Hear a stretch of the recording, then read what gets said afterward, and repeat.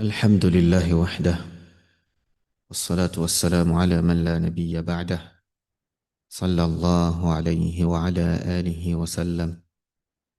أما بعد، اللهم لا علم لنا إلا ما علمتنا، إنك أنت العليم الحكيم. إن شاء الله عز وجل، إليني الدرس السادس عشر.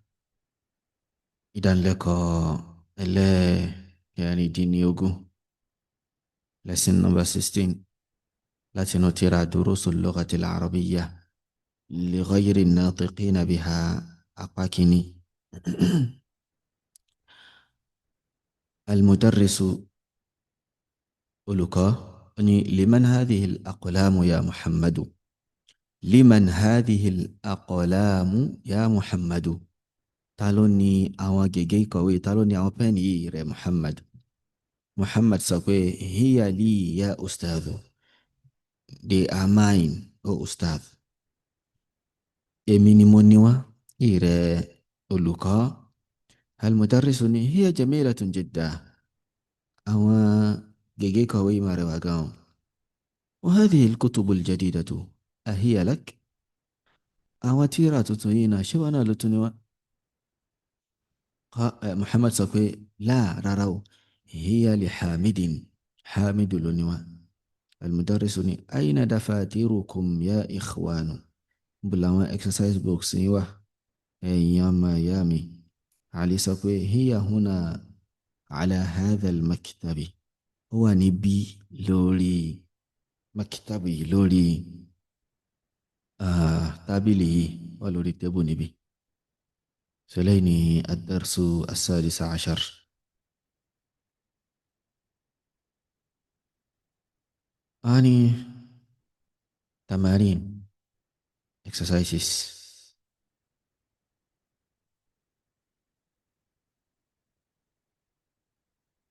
تأمل. تأمل الأمثلة الآتية. أني كورونوسيا و examples. كيكولا ترى و examples. بلو كورونوسيا. المفرد. هذا طالب جديد. هو من أمريكا. الجمع.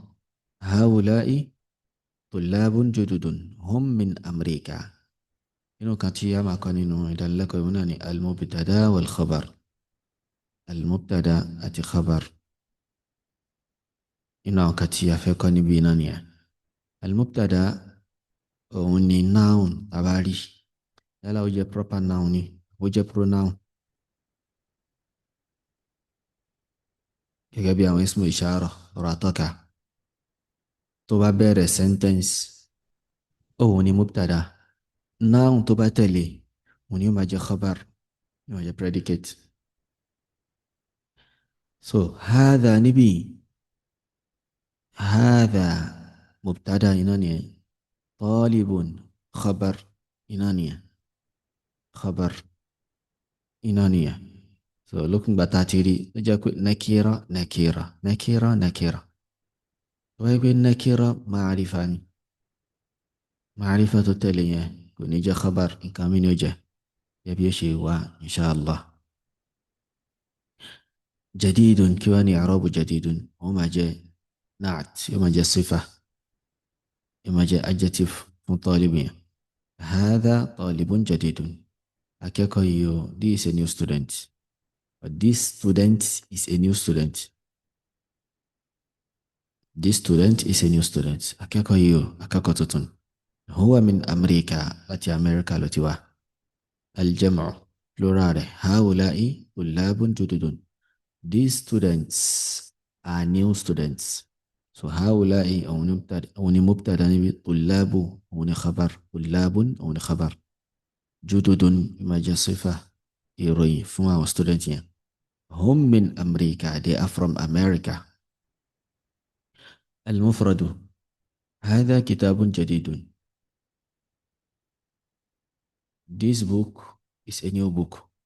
ìwé yìí o ìwé tuntun ni huwa min amẹ́ríkà láti amẹ́ríkà náà ti ṣe àti mú wá jẹ́mọ̀ rẹ̀ hadhihi kutubun jadidatun hadhihi kutubun jadidatun these books are new books here min amẹ́ríkà they are from America they are from America. ibi náà inú tá a tún kọ́ níbí òun náà ni al-ishara ila jam'i ghayri al-aqil mímá tọ́ka sí plural àwọn nǹkan tó wà irrational àmọ́ àti kọ́ haula ìtẹ́lẹ̀ nǹkan máa fi ń tọ́ka sí àwọn tí wọ́n bá pọ̀ léèyàn tí wọ́n ní làákàyè náà lọ́ máa ń lo haula ìfún haula tullabun haula muslimuna àti bẹ́ẹ̀ bẹ́ẹ̀ lọ. ṣùgbọ́n nǹkan àwọn tí wọ́n pọ̀ àbí nǹkan tó pọ̀ tó wà irrational tó jẹ́ ghayru al-aqil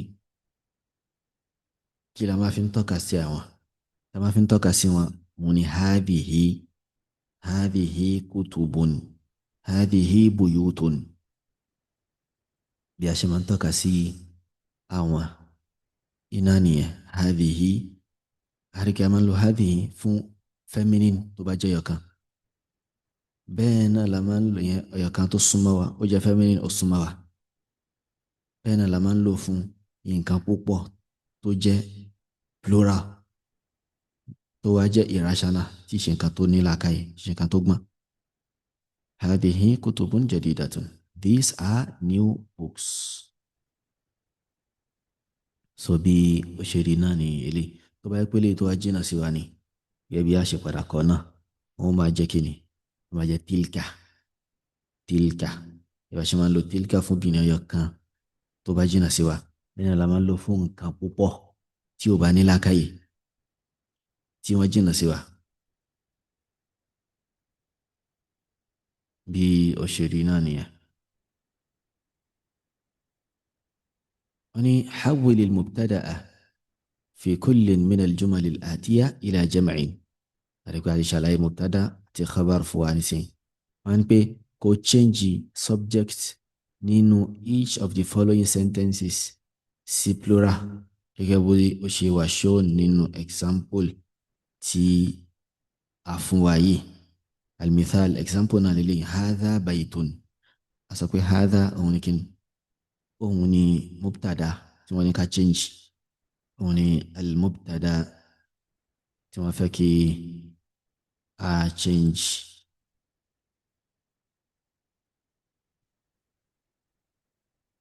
هذه كني أري هذه بيوت هذه بيوت أدي بيوت هذه هناك سواجر بيوت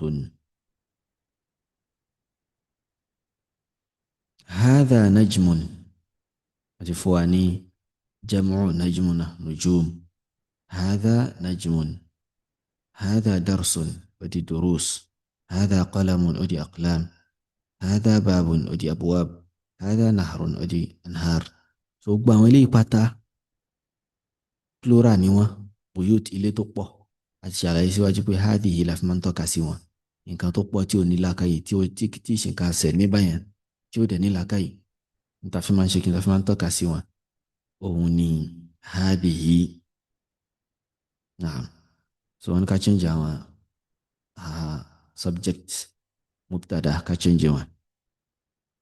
ká change àwọn subject lè hadha á change ẹ̀ lẹ́yìn ìgbà tí kíní náà tó bá ti change tí khabar náà tó náà bá ti change tó ti di jamu so bí òṣèré náà ní ilé láti 1 to 19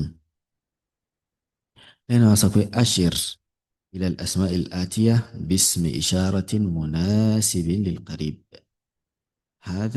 hadhihi haula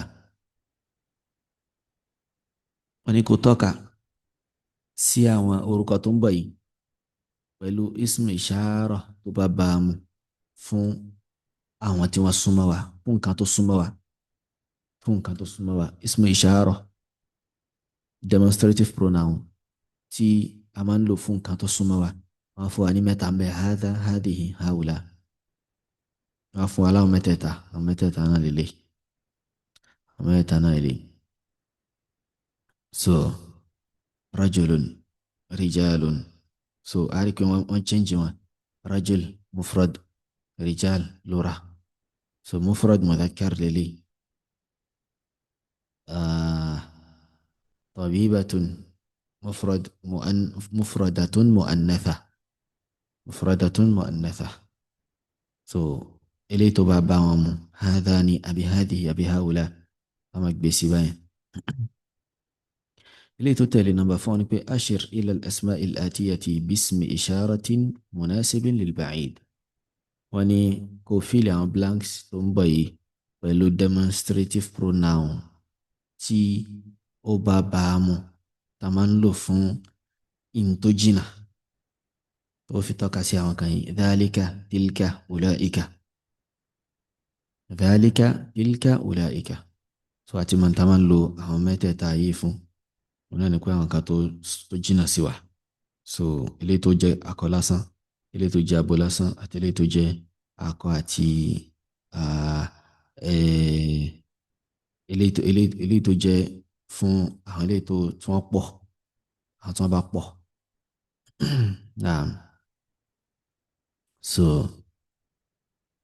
àìṣàlàyé síwájú náà wípé hadhihi a máa ń lò fún nǹkan tó súnmọ́ wa lọ́yọ̀ kan lóbìnrin lábo a sì máa ń lò fún nǹkan tí ó pọ̀ náà ní nǹkan tí ó lẹ́mìí bẹ́ẹ̀ ni tilka náà so ulaika nǹkan tó lẹ́mìí lásán iná ni wọ́n máa ń lò fún nǹkan tó lẹ́mìí tó wà ràṣánà náà ni wọ́n máa ń lò ulaika fún.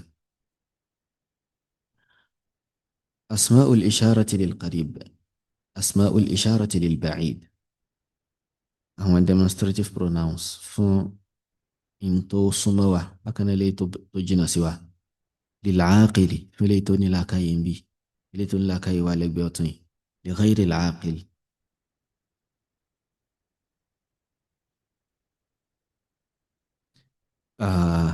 أسماء الإشارة للقريب العاقل وكان غير العاقل أسماء الإشارة للبعيد للعاقل نعم علاقة هو فهم العاقل للقريب العاقل وكان أسماء الإشارة للبعيد العاقل so مجيجي فهم تو عشان الأصل هذا طالب this is a student so هذا فهم مفرد هذه طالبة this is a student فهم أبيني مفردة هؤلاء طلاب هؤلاء فهم أغتمقوا تموا ورشنا so عنصر نقوى عاقل كن ورشنا هؤلاء طالبات so àwọn obìnrin tí wọ́n pọ̀ هؤلاء iná lálọ́ fún wa so tí wọ́n bá ti wá jìnnà sí wa bó la ṣe lò a sọ pé ذلك طالب that is a student أولئك طلاب those are students àwọn tó wà lọ́ọ̀kan yẹn students iná ni wọ́n àwọn tó wà lọ́ọ̀kan yẹn students ni wọ́n تلك طالبة that is a female student أولئك طالبات those are female students. فلينا إليكتا أسماء الإشارة للقريب لغير العاقل إليك يعني أسماء الإشارة للبعيد لغير العاقل so أسماء الإشارة demonstrative pronoun نتصموا هو إراشنا وكان إلي توجينا سوى هو إراشنا هذا بيت هذه بيوت so هذا ألف بيت تريكو جاكيني تريكو جا مذكر لفظ يقولون جا مذكر هذه بيوت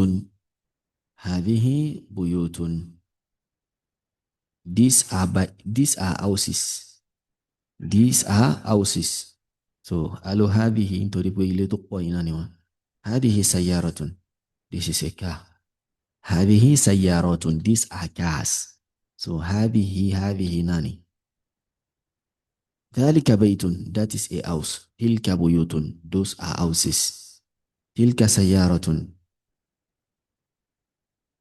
those are cars that is a car تلك سيارات those are cars هل يتوالو كان يوم cars إنانيوا motors إنانيوا سليني طريق الدرس 17.